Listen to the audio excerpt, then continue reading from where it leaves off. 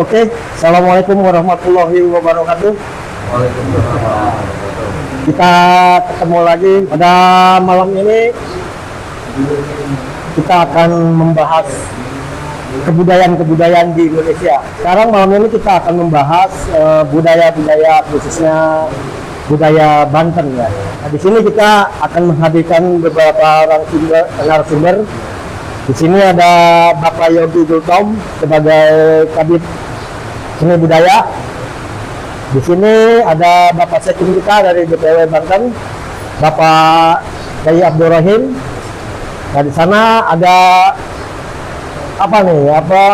bidang sejarah di daerah Banten, Bapak Roni. Yang ini aki kita nih, sepuh kita nih. Saya mulai akan bertanya kepada Bapak Yogi sebagai ketua Kabid Budaya Banten. Ini budaya Banten ini kira-kira apa nih yang akan dikembangkan selain debus-debus itu sendiri, Pak Yogi? Ya, Assalamualaikum warahmatullahi wabarakatuh. Di PJBN sendiri ya, karena PJBN dikenal identik dengan debus, saya tidak siap membahas yang lain dulu nih. Terutama debus dulu yang saya bahas nih. Oh iya. Ya, PJBN itu di dalamnya itu terdiri dari kurang lebih 480 padepokan sanggar yang tergabung dalam wadah perguruan silat Banten Nusantara ini. Dan di situ itu bermacam-macam seni budayanya, selain entah silat juga, ada jaipongan juga, ada sanggar-sanggar yang lain juga, termasuk debus. Dan di sini saya sendiri, ya program saya sendiri sebagai Kabid Seni Budaya, ada program jangka panjang dan jangka pendek. Kalau jangka pendeknya, saya menginginkan ya setiap DPD itu, terutama di Provinsi Banten ini, ya karena kita identik dengan debus dan Banten pun dikenalnya sebagai seni budaya yang utama itu ada debus ya, supaya tidak hilang atau dimiliki oleh negara lain. Ya program saya sendiri, program kami sendiri ya di Provinsi Banten ini menginginkan setiap DPD itu minimal punya satu padepokan beraliran debus ya, padekung. Kalau pencaksilat banyak, udah banyak pencaksilat malah. Tapi minimal, karena saya lihat utamanya yang saya lihat di setiap padepokan itu, di setiap DPD itu padepokan debusnya bukan dari lahir dari DPD-nya sendiri, hanya beberapa DPD saja yang melahirkan padepokan debus. Utamanya DPD Kota Tangerang nih udah ada padepokan debusnya tersendiri, lahir dari DPD-nya gitu, bukan bawaan gitu kan, bahwa misalnya padepokan yang lain karena gabung dengan DPD wilayah tersebut akhirnya diakui. Nah, saya inginkan itu lahir dari DPD-nya itu sendiri. Contoh DPD Serang, dia melahirkan padepokan debusnya, tapi atas hasil dari kerja DPD-nya itu sendiri gitu, maksud saya. Ya bukan dari bawaan gitu, bawaan padepokan lain dibawa ke situ, lalu ada padepokan debus, bukan begitu ya. Jadi itu jangka pendek. Berarti setiap Bentar. Jangka panjangnya setiap DPC ya. Kalau jangka pendek itu setiap DPD. Jangka panjangnya setiap DPD itu di wilayah Provinsi Banten itu memiliki padepokan, satu DPC satu padepokan debus. Selain kita mengarah ke seni budaya yang lain, kita silat, tetap kita silat juga kita lestarikan, kita jaga. Makanya mungkin begitu ya penjelasan dari berarti Sebentar saya tambahin ya. ya silakan. Jadi soal budaya itu asal dari dua kata lah ya, budi dan daya. Artinya budi itu lebih kita bisa maknai kepada satu sikap atau perilaku, berbudidaya, berkreativitas. Daya itu kan kekuatan, ya kan? Jadi kekuatan intelektual yang kemudian melahirkan sebuah rencana-rencana menjadi sebuah kreativitas yang kemudian menjadi suatu kegiatan yang kontinu dan rutinitas, sehingga produk berpikir, produk berkreasi, produk berinovasi, sehingga lahirlah sebuah budaya. Makanya budi dan daya. Jadi, budi harus kita kedepankan, daya juga harus kita usung hasil dari pemikir. Sebuah bangsa ini tidak akan kehilangan marwah bangsanya ketika tidak menjaga budayanya. Seperti itu. Gimana sejarah yang terkait dengan, kan ada sejarah batu apa namanya, batu gendong. Ini kan hasil intuisi, hasil kontemplasi, sehingga bisa menamakan, oh ini ada batu gendong yang ada di Gunung Karang, yaitu Mbah Dalem Pemayungan ya. Mungkin Mas Ron ini lebih tahu tentang cerita Mbah Dalem Pemayungan, nama aslinya siapa dan orang mana kan gitu ya. Itu silsilah kesananya kemana gitu. Ini mungkin bagian daripada cucunya ini, dari cucu Mbah Dalem Pemayungan, karena hidupnya berada di pinggir Gunung Karang. Ya, saya yakin bisa berceritakan walaupun nggak semuanya gitu. Gimana Mas kira-kira? Ya gini, masalah ini ya, disimbolkan Gunung Karang itu sebagai simbol orang Banten itu kalau belum ke Gunung Karang belum disebut Gunung Banten. Itu asal usulnya seperti apa tuh, Bang Noni? Sebenarnya saya juga kurang tahu masalah itu, cuman menurut keterangan dari orang tua Ya.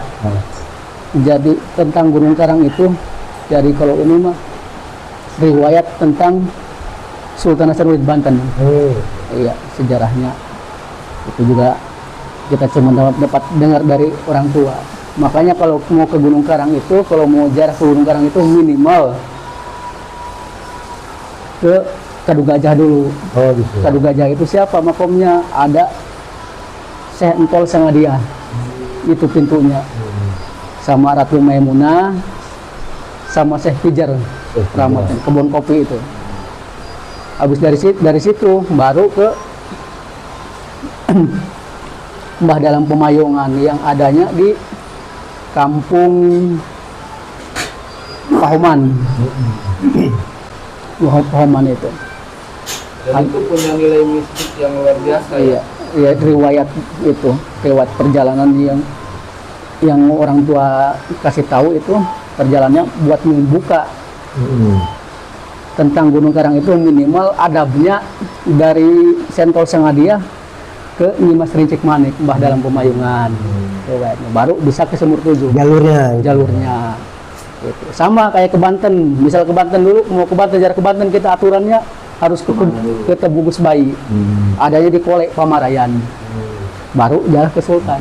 Ini jarang yang tahu ya, jarah aja gitu ya. Padahal ada pintu gerbangnya gitu ya. Aturannya. Protokolernya di situ dulu, urutannya. Iya, kayak gini kita mau ke mana? Mau ke Caringin misalkan kan, minimal kita ke Sedau dulu.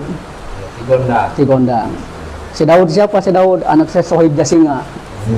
Sedaud punya anak namanya Syekh Ajib Saka, Sangkan Menes di Menes. Baru Syekh Abdul Rahman itu ayah andanya Kiai Agung Asnawi Caringin. Gitu. Makanya ada aturannya. Dan mereka itu meninggalkan sejarah perjalanan yang harus diikuti oleh anak cucunya sekarang. Makanya selaras banget dengan jalak ya. Jadi ajaran leluhur, mengikuti amanah ajaran leluhur kan gitu ya. Cuman kadang-kadang itu kan tergantung dapatnya. Sama-sama bagus semua juga. Cuman kalau aturan adab, minimal kita kalau misalnya mau ke Banten minimal buka pintu dulu. Biasanya Di Kolek itu sering dengar cerita masalah kemisteriusan Gunung Karang itu. Ada yang bilang di sana nih di puncak Gunung Karang itu ada pesantren gaib atau apa segala macam lah ya, yang mungkin dari kasat mata itu kita nggak bisa ngeliat tuh. Apakah itu memang dari mana tuh Kang itu? Kalau misalnya memang ada atau gimana tuh? kalau masalah itu kita kurang tahu juga. Cuman kalau diyakini ya itu Gunung Karang itu sakral. Sakral ya. Kenapa sakralnya? Jadi itu dulu mungkin persinggahan para wali, para leluhur kita. Semua puncaknya di Gunung Karang muaranya. Makanya kenapa? Ya, pada bertapa di sana ya. Iya, mungkin itu kan. Nah, saya kembali lagi ke masalah budaya nih. Saya kembali kepada Pak Yogi. Tadi Pak Yogi menyebutkan di setiap BPD itu harus ada padepokan memang harus diharuskan atau gimana nih?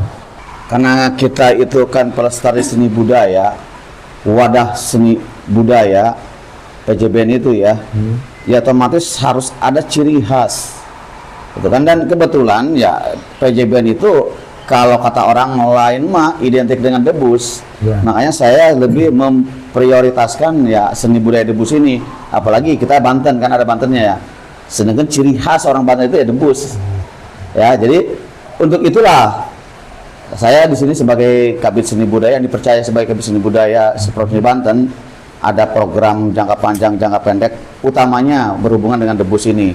Ya jangka pendeknya itu yang minimal lah satu DPD itu mempunyai padepokan yang alirannya debus. Satu DPD itu Diharuskan tuh.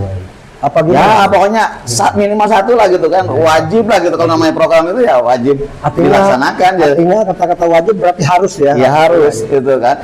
Masalahnya begini, jadi kami itu kalau setiap ada kegiatan di daerah masing-masing, kami itu tidak perlu lagi mengundang padepokan lain debus gitu kan. Jadi kita gunakan debus yang ada di daerah masing-masing, dan kami akan membarengi gitu, dari DPW akan membarengi. DPW sendiri kan punya debus yang saya sendiri ketuanya, yaitu debus Jalak Agung Nusantara, yang namanya langsung diberikan oleh Abah Sepuh sendiri, itu namanya tuh Jalak Agung Nusantara itu. Dari DPD itu sendiri nanti akan ditularkan ke di bawahnya DPC.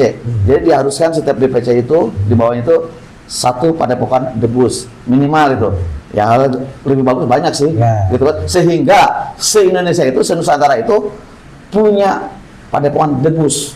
Jadi kita debus itu akhirnya dari Jakban itu seluruh Nusantara punya.